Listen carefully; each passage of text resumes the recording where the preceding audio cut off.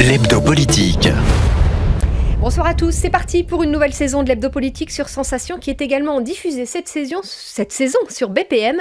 Et ce soir, ma première invitée est Aurore Berger, la députée des Yvelines, La République En Marche. Chaque dimanche à 18h, c'est l'hebdo politique. Aurore Berger, bonsoir. Bonsoir. Et bienvenue. Vous avez 31 ans et vous faites de la politique depuis vos 16 ans. D'abord à l'UMP, notamment comme responsable départementale des Jeunes Populaires, puis comme conseillère politique dans l'équipe nationale. Lors de la primaire de la droite, l'an dernier, vous avez soutenu Alain Juppé et après sa défaite, vous avez donc rejoint Emmanuel Macron. Sous la bannière de La République En Marche, vous avez été élu député des Yvelines en battant Jean-Frédéric Poisson. Vous avez été nommé dans la foulée porte-parole du groupe La République En Marche à l'Assemblée nationale et vous siégez au sein de la Commission des affaires culturelles et de l'éducation. L'hebdo politique, Véronique de la Maisonneuve. Alors le moins qu'on puisse dire, c'est que ce début de quinquennat est un peu compliqué pour Emmanuel Macron. Il a beaucoup baissé dans les sondages. Alors là, ces dernières heures, il a un petit peu remonté. Mais est-ce que ça veut dire quand même que son approche des Français, elle n'a pas été bonne dans les premiers mois ? Je ne crois pas que ce soit un début de quinquennat difficile. Je crois que c'est un début de quinquennat qui est courageux et qui est honnête. C'est-à-dire que toutes les réformes que l'on avait annoncées sont tenues. Et c'est peut-être ça aussi qui est nouveau. On a beaucoup parlé de l'ancien monde, du nouveau monde. Je ne sais pas si c'est forcément juste dans les dénominations. Je sais par contre qu'il faut rompre avec des mauvaises habitudes. Et la mauvaise habitude, c'était aussi d'annoncer un certain nombre de choses en campagne et puis de s'en éloigner progressivement, voire même dès le début de son mandat. Et nous, c'est pas ce qu'on a fait. On a siégé tout l'été dans ce qu'on appelle une session extraordinaire du Parlement, dès le 23 juin, élu le 18 juin, dès le 23 juin, on siégeait jusqu'au 9 août, fin de soirée, pour voter 3 textes essentiels: prorogation de l'état d'urgence pour protéger les Français, loi sur la confiance dans la vie politique pour rompre avec des comportements qui n'étaient pas les bons comportements qu'il fallait adopter, et puis les lois d'habilitation aux ordonnances sur la question du dialogue social.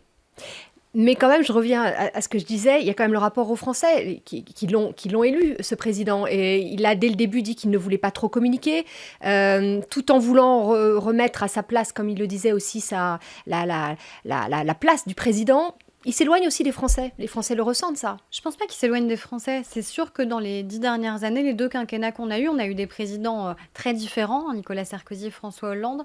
Mais dans leur manière de communiquer, je suis pas certaine qu'ils aient eu une bonne attitude. C'est-à-dire qu'on avait soit un président qui voulait trop communiquer, on disait qu'il allait de fait divers en fait divers, et que chaque fait divers donnait lieu à un projet de loi. C'est peut-être on grossit un peu le trait, mais c'est quand même assez juste sur la manière avec laquelle il présidait.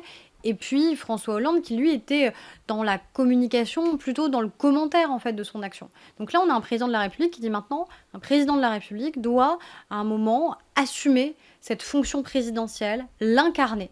Moi, je me souviens de toutes les critiques qu'on avait pendant la campagne présidentielle à son encontre, c'était de dire, il est trop jeune, il n'est pas expérimenté, il ne sera pas au niveau, il ne saura pas faire face à Donald Trump, face à Vladimir Poutine. Là, on a vu un président de la République qui était au niveau, qui était en capacité justement d'interagir, et y compris de dire des choses extrêmement vives parfois à ses chefs d'État, d'avoir une France aussi qui est de retour, notamment sur la question européenne, par exemple. Et à mon avis, ça, c'est essentiel. Je pense que les Français, ils sont aussi attachés à ça, à l'image que leur pays renvoie. Le fait de pouvoir être fier à un moment du pays dans lequel on est, du président qu'on a. On peut ne pas partager ses idées, mais on se dit, il est au niveau, il est à la bonne place. Et ça, je pense que c'est le cas. Et sur la communication, je pense que progressivement, le président de la République va recommuniquer. Mais communiquer, c'est pas forcément via une interview. C'est par les déplacements qu'il entreprend à travers le pays. C'est peut-être par rapport avec une communication directe avec les Français. On a évoqué par exemple les réseaux sociaux. Donc tout ça, c'est en train de se mettre en place et puis aussi de se réinventer progressivement. Pour finir sur ce sujet, il y a eu des petits dérapages verbaux, on peut dire. Est-ce qu'on peut regretter, on va dire, plutôt que dérapage, d'avoir parlé de fainéants, d'avoir parlé de la démocratie, c'est pas à la rue, toutes ces choses-là qui peuvent aussi être mal perçues par le peuple français? Je ne sais pas si c'est, bien ou mal perçu. Je pense que c'est pas ça l'essentiel et c'est pas ce sur quoi on sera jugé. On sera jugé sur est-ce que vous avez des résultats ou est-ce que vous n'en avez pas. Moi, j'assume les termes qu'il a employés. Quand le président de la République dit fainéant, il parle tout simplement, d'un monde politique qui s'est progressivement endormi et qui n'a pas voulu réformer le pays. De gens qui étaient bien installés et on le sait dans les Yvelines. On a vu ce qui s'est passé aux dernières élections législatives où on a battu, des hommes politiques qui se sentaient, très confortablement installés et qui considéraient, qu'ils étaient un peu propriétaires de leur territoire. Donc finalement, ils n'avaient plus vraiment à travailler, ils n'avaient plus vraiment à rendre des comptes et je pense qu'on a un président de la République qui dit les choses telles qu'elles sont. Moi, je l'assume, la démocratie, en effet, elle peut s'exprimer, par différentes manières, mais la rue, elle n'a pas à remettre, en question un président de la République qui a été élu 4 mois, auparavant et qui est légitime. Moi, ce qui me choque, c'est cette espèce de procès en illégitimité que nous assène notamment Jean-Luc Mélenchon, matin, midi et soir. Matin, midi et soir, il a envie d'instiller le doute, de faire croire aux Français que le président qui a été élu, qui a été choisi par eux, ne devrait pas être président. Eh bien, Jean-Luc Mélenchon, lui, il est arrivé 4e de l'élection présidentielle. Les Français n'ont pas voulu qu'il soit président de la République. Ils ont souhaité placer Emmanuel Macron au second tour de l'élection présidentielle, l'élire et lui donner une majorité parlementaire. Alors justement, puisqu'on parle du Parlement, vous êtes porte-parole du groupe La République En Marche. Comment ça se passe? Comment se portent vos troupes? Parce que on avait beaucoup parlé, hein, c'est des novices en politique, certains, beaucoup de la société civile. Est-ce que le travail s'est mis en place facilement cet été? On vient tous de la société civile. À 95% d'entre nous, on n'était pas des députés sortants, reconduits et réélus. Donc on bénéficie de l'expérience de celles et ceux qui y ont été réélus. Et c'est aussi important d'avoir cette transmission. Mais ce qui change fondamentalement, c'est que déjà, on n'est pas là pour durer. Parce qu'on va voter d'ailleurs une loi sur le non-cumul dans le temps des mandats, mais parce que de toute façon, c'est déjà dans nos comportements. C'est-à-dire que notre obsession, c'est pas d'être réélu dans 5 ans, c'est savoir ce qu'on aura fait pendant ces 5 ans. Et moi, c'est ça que je ressens dans ce groupe, dont j'ai la chance d'être la porte-parole, c'est qu'il y a une impatience à faire, pas juste à mettre un nom en bas d'un rapport, à poser une question, etc., mais dire est-ce que j'ai été utile, est-ce que j'ai servi à quelque chose, est-ce que j'ai permis à mon pays d'avancer dans le bon sens, est-ce que j'ai proposé des choses innovantes, nouvelles, et ça fait du bien aussi sur la conception de la vie politique. Ce sera aussi peut-être des personnes qui vont avoir leurs idées propres, qui vont peut-être s'opposer aussi. Il y a ce risque? Moi, je ne le perçois pas comme un risque. La République En Marche, c'est un mouvement qui s'est construit sur une base de citoyens, de personnes qui, pour la plupart d'entre elles d'ailleurs, n'avaient jamais appartenu à un parti politique, à gauche, à droite, au centre, peu importe, et qui s'étaient toujours dit « je m'intéresse à la politique, mais ils ne me correspondent pas, je ne me sens pas à ma place, je ne me vois pas franchir la porte d'une permanence ou d'un parti, de prendre ma carte ». Et ces gens-là, ils ont participé à la Grande Marche qui a permis la consultation de 100 000 Français, ils ont participé à la campagne présidentielle, aux campagnes législatives. Donc progressivement, c'est un mouvement citoyen qui s'est formé et dont nous sommes issus, nous aussi en tant que parlementaires.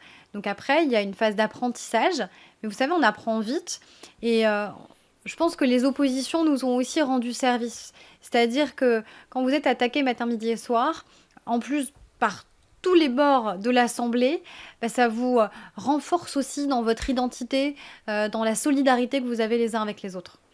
Dimanche dernier ont eu lieu les sénatoriales, même si on en parle un peu moins. Il y a eu un coup d'arrêt quand même de La République En Marche qui n'a pas eu autant de sénateurs qu'elle aurait espéré. Du coup, est-ce que ça va poser des problèmes pour ensuite pouvoir faire adopter des lois? Est-ce que c'est une mauvaise nouvelle? Il n'y a pas de coup d'arrêt. Vous savez, La République En Marche n'existait pas au moment des municipales en 2014. Et ceux qui ont voté, les grands électeurs qui participent à l'élection des sénateurs, à 96% d'entre eux, c'est des gens qui sont issus des conseils municipaux. Et on le sait, en 2014, en effet, la droite a progressé dans le département des Yvelines et même en général dans le pays. Donc c'était assez logique et attendu que la droite progresse au sénatorial. Nous, on partait de zéro. On partait de zéro élus précédemment, élus conseillers municipaux, départementaux, régionaux, progressivement des gens qui nous ont rejoints. Et on a réussi dans les Yvelines à avoir un premier sénateur de La République En Marche, ce qui n'avait rien d'évident. Après, sur la majorité au Sénat, en effet, c'est une majorité qui est une majorité de droite. Au Sénat, aux sénateurs de savoir comment ils ont envie de se comporter par rapport à nous. Est-ce qu'ils seront dans une démarche d'opposition systématique ? Je le pense pas parce que c'est pas l'attitude habituelle du Sénat. Le Sénat juge toujours plutôt en opportunité. Est-ce que on considère que c'est une bonne ou une mauvaise mesure? Est-ce que ça va dans le bon ou dans le mauvais sens? Et je pense que c'est comme ça que le Sénat va continuer à se comporter, à avancer avec nous. On a des réformes essentielles à faire passer, notamment des réformes constitutionnelles. Je Oui, alors parlais voilà. du non-cumul des mandats, par exemple. On l'a fait pour les mandats en même temps. Il faut le faire aussi dans le temps, parce que si on n'a pas envie de recréer des baronnies, des gens qui sont installés, il ne faut pas que les gens puissent être parlementaires pendant 4, 5, 6 mandats. Et on en a eu dans ce département. Et en général, les Français, les Yvelinois n'ont pas souhaité que ça continue. Donc ça, soit on arrivera à avoir une majorité des 3/5, c'est-à-dire que Assemblée plus Sénat, 3/5 de ses membres voteront ces réformes, soit s'il y a un doute, il y a toujours un autre recours, qui est celui d'interroger directement les Français par référendum. Et le président de la République a dit qu'il ne s'interdisait pas de le faire. Donc, encore une fois, aux sénateurs de voir comment ils ont envie de se positionner par rapport à ces réformes. Et sinon, le référendum restera toujours une option pour avancer. Donc vous n'avez pas peur que la droite profite, entre guillemets, de cette élection et de cette reprise au Sénat pour avoir justement une voix qu'ils n'ont plus à l'Assemblée et plus à l'Élysée? Mais le problème de la droite, c'est déjà qu'elle ne parle pas d'une seule voix. Quand vous parlez à des gens, à des personnalités des Républicains, en fonction des gens auxquels vous parlez, le même discours n'est pas tenu. Ils n'ont pas un discours uni sur la question européenne. Ils n'ont pas un discours uni sur la question fiscale. Ils n'ont pas un discours uni sur la question écologique. Ils n'ont pas un discours uni sur la question du travail, sur la question de la sécurité. C'était assez flagrant pendant les débats qu'on a eus cet été, notamment sur les ordonnances pour le dialogue social. Un certain nombre d'entre eux disaient on a des réformes là que vous nous présentez, qu'on aurait aimé conduire, qu'on n'a pas conduites. Donc du coup, ils avaient envie plutôt d'être avec nous sur ces textes. Et puis d'autres qui voulaient s'opposer par principe de s'opposer. J'ai vu par exemple sur la question des contrats aidés, des élus de droite considérer que c'était une mauvaise réforme que de réformer cette forme de subvention de l'emploi. S'ils avaient ouvert le programme de François Fillon, ils auraient lu dans le programme de François Fillon qu'il voulait purement et simplement supprimer l'ensemble des contrats aidés. Donc il faudrait déjà que la droite sache quel message elle a envie d'adresser aux Français, qu'est-ce qu'elle a envie de leur dire, parler peut-être d'une seule voix, mais pour l'instant, très honnêtement, en fonction des interlocuteurs que j'ai en face de moi, dans les débats, que ce soit dans les médias ou que ce soit à l'Assemblée, j'ai pas le même discours.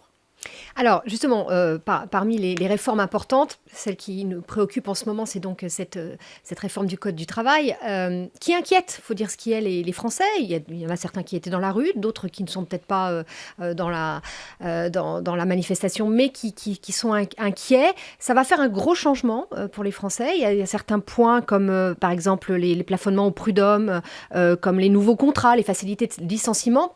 On peut le comprendre, qui peuvent inquiéter les salariés qui sont actuellement en poste. Moi, je ne pense pas qu'il faille que les gens soient inquiets. Aujourd'hui, le problème dans ce pays, c'est qu'on a 6 millions de chômeurs. Et qu'on a un chômage qui est structurel, c'est-à-dire qu'on n'a pas réussi à baisser de manière durable et de manière significative le nombre de demandeurs d'emploi dans notre pays. Donc il y a eu beaucoup de mesures qui ont été finalement du rafistolage. La subvention de l'emploi par les contrats aidés, par exemple, avec souvent de l'effet d'aubaine, c'est-à-dire des gens qui embauchaient parce que ça coûtait moins cher, et qui ne permettait pas d'offrir une formation à celles et ceux qui bénéficiaient des contrats aidés. Il faut réformer la question de la formation professionnelle. C'est ça l'enjeu. Peut-être dans certains quartiers, mais là, on peut dire, nous, vraiment, dans certains, par exemple, les radios locales, les associations, en général, c'est des choses très importantes, les contrats aidés. Et ça va peut-être être Je pense catastrophique, il va falloir le voir peut-être au cas par cas, en fonction des situations. Vous m'avez alerté, en effet, légitimement sur la question notamment et les associations en général. Ça dépend des associations.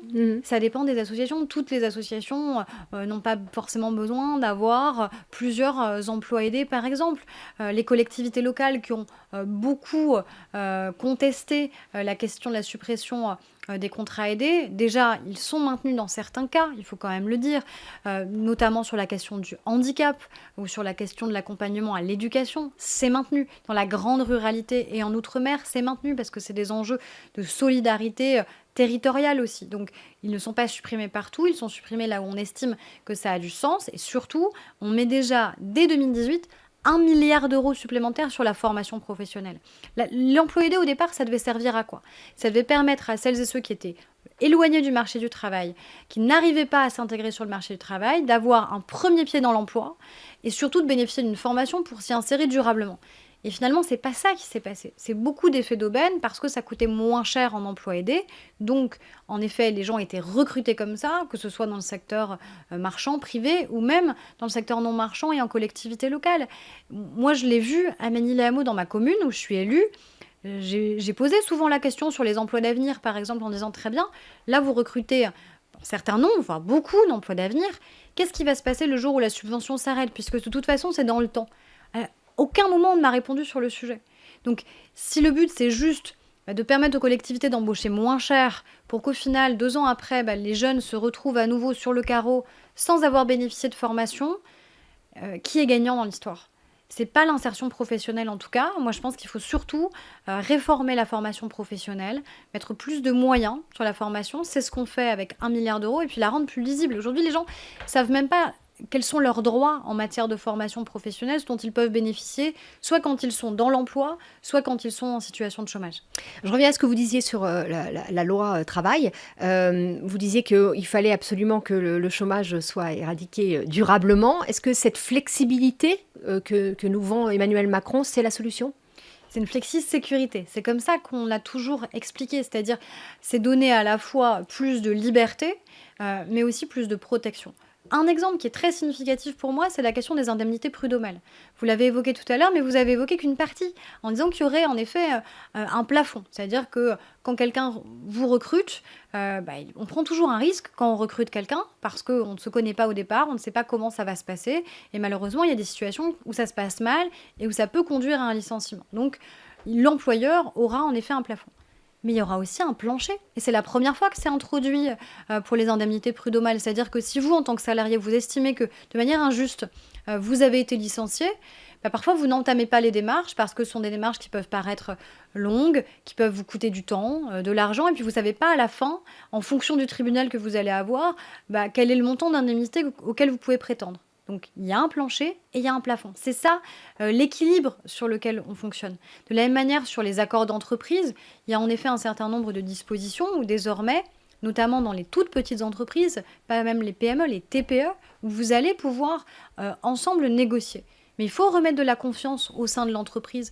Quand vous êtes dans une TPE, PME, 95% de l'emploi aujourd'hui, c'est surtout dans ce type d'entreprise. Eh bien, si vous êtes 10 salariés avec un chef d'entreprise, votre intérêt, il est commun. Le chef d'entreprise n'imposera pas un accord d'entreprise à ses 10 salariés s'ils y sont opposés, parce que ce sont des accords majoritaires. Il faut arrêter d'avoir cette vision qui est manichéenne, où forcément les intérêts seraient opposés. Au contraire, les intérêts ne sont pas contradictoires dans une entreprise entre un chef d'entreprise et ses salariés. Il y a un intérêt commun à ce que l'entreprise aille bien, pour garantir la pérennité de l'emploi, pour pouvoir avoir plus de perspectives, progresser, être probablement mieux rémunéré également. Et c'est ça, c'est ce changement culturel en fait qu'on essaye d'opérer.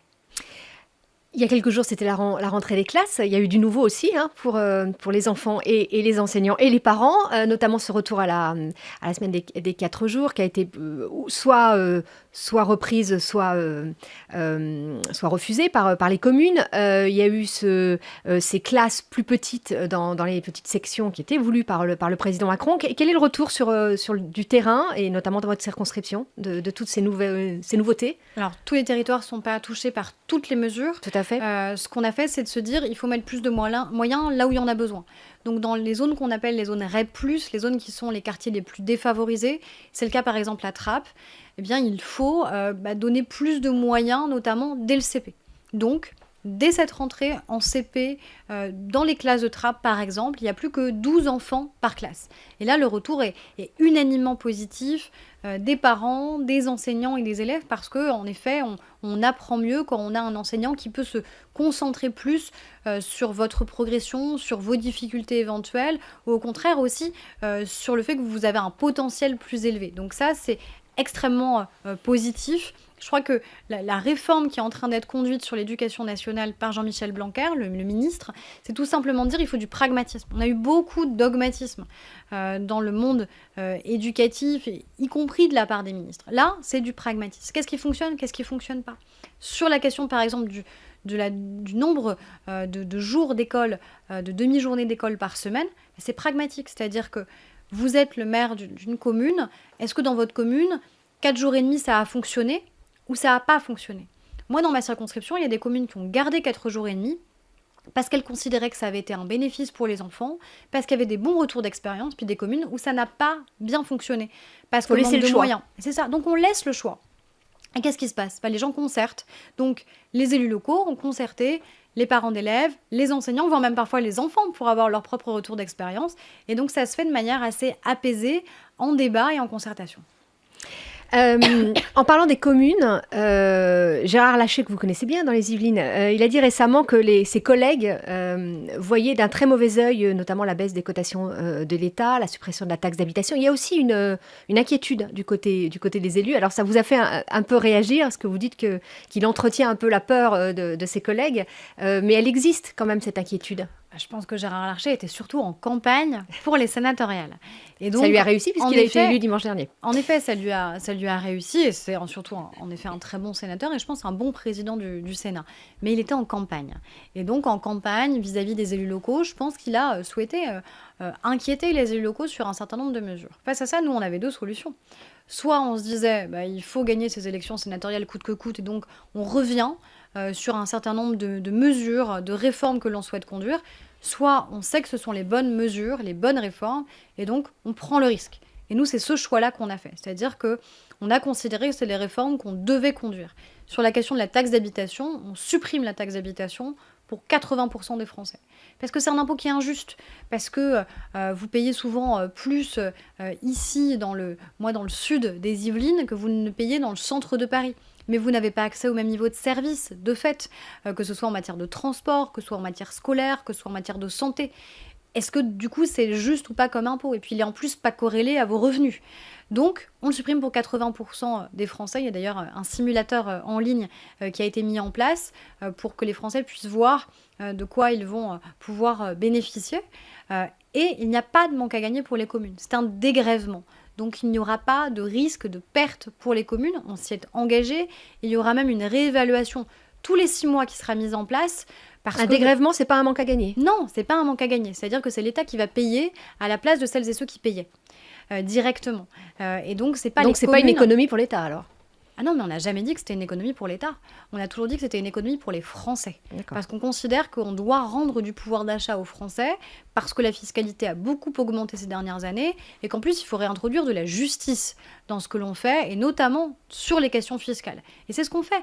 Sur, par exemple, l'impôt sur les sociétés, on considère qu'aujourd'hui, il est trop élevé. On est au-dessus de la moyenne européenne. Et du coup, c'est pas attractif pour que les gens puissent venir en France, venir investir, venir créer une entreprise. Donc, on va baisser l'impôt sur les sociétés. Bien, de la même manière, on considère que la taxe d'habitation, c'est pas un impôt juste. Donc, on le réforme et on le supprime pour 80% des Français. Sur les dotations, puisque c'était aussi votre question, donc, c'est-à-dire ce que l'État donne aux collectivités locales, la dotation globale de fonctionnement, on s'est engagé à ce qu'elle soit maintenue. Moi, ce que m'ont dit les maires dans ma circonscription, ils sont 51, il y a 51 communes, c'est pas la question des subventions, parce qu'ils disent on n'est pas des chercheurs de subventions, c'est pas notre job, c'est pas comme ça qu'on fonctionne. On veut de la prévisibilité. On veut savoir ce qui nous attend. Et en fait, là où ça a été extrêmement violent et brutal pour les maires et pour les collectivités locales, c'est que, notamment dans le dernier quinquennat, du jour au lendemain, il y a eu des baisses brutales et sèches des dotations de fonctionnement aux collectivités. Dans le département, par exemple, au niveau du département, il y a eu une baisse de 90% de la dotation. Vous imaginez si vous êtes un foyer, un ménage français, une famille, et que vous comptez sur 100 € par mois, du jour au lendemain, vous n'en avez plus que 10. Forcément, ça a des implications sur la manière avec laquelle vous pouvez vivre au quotidien. C'est pareil pour les collectivités. Là, on dit clairement, vous aviez 100, on vous garde 100. Vous aurez le même niveau de dotation. Et on va, par contre, travailler ensemble sur l'efficacité de la dépense. Parce qu'il y a encore des poches d'économie de dépenses de fonctionnement, notamment par les collectivités locales. On le voit, nous, ici, dans le département, où on a des agglomérations aussi maintenant qui se sont agrandies depuis janvier dernier. Il faut que ces agglomérations permettent des gains d'efficacité, des services publics qui soient plus forts, qui soient renforcés, qui soient à disposition des citoyens, des mutualisations de services. Et donc tout ça, ça participe de la réduction aussi potentielle des dépenses publiques. Un dernier mot, ça va être très très rapide. D'accord. Vous venez de le dire, vous avez une circonscription qui est très grande, 51 communes, qui est à la fois rurale, à la fois urbaine. Vous arrivez en tant que député, là, quelles sont vos priorités? Les 2-3 choses que vous voulez absolument faire, là, qui vous semblent des urgences dans votre territoire? Sur le territoire, la première priorité pour moi, c'est la question des services publics en général. On a des gens qui, en effet, on est proche de Paris, mais on a un peu l'impression d'avoir la double peine. On est proche de Paris, mais on ne bénéficie pas des services publics dont on devrait pouvoir bénéficier. On a un problème sur l'accès à la santé dans le territoire, avec des spécialités qu'on a de moins en moins, avec des problèmes sur les maternités, par exemple, et sur le suivi gynécologique des femmes, sur la pédiatrie, sur l'accès, par exemple, à des équipements comme l'IRM. Donc ça, c'est un vrai enjeu. On a la question de la fibre aussi et de l'accès au numérique sur le territoire. Si vous voulez implanter votre entreprise, si vous voulez même être un jeune couple et que vous voulez venir vous installer, c'est une des premières choses aujourd'hui que vous regardez. J'ai rencontré les équipes d'Orange notamment qui sont en train de fibrer notre département et notamment le sud du département. C'est la question enfin des transports où là, il va falloir qu'on progresse. On ne peut pas avoir juste Paris qui résonne pour Paris et qui ne résonne pas avec le reste du monde et sa banlieue et sa grande banlieue. On doit avoir un bénéfice de vivre proche de Paris. Donc ça, c'est la première des priorités, c'est la question de l'accès à nos services publics. Et puis ensuite, c'est la question de la ruralité, c'est-à-dire l'urbanisme. Comment on fait pour qu'on puisse accueillir plus de monde, mais mieux les accueillir, notamment en termes de construction? Comment on fait pour changer les règles du jeu qui font qu'aujourd'hui, vous avez des toutes petites communes, plus de 1500 habitants, mais qui ont les mêmes règles en termes de nombre de constructions, de volume de construction qu'une ville comme Trappes? C'est aberrant, ça n'a pas de sens et ça n'est pas efficace. Donc il faut remettre du pragmatisme et du bon sens. Merci beaucoup, Merci Aurore à Berger, d'avoir été notre invitée ce soir. Vous pouvez retrouver l'émission en podcast et vidéo. Bonne semaine à tous, à dimanche prochain. L'hebdo politique.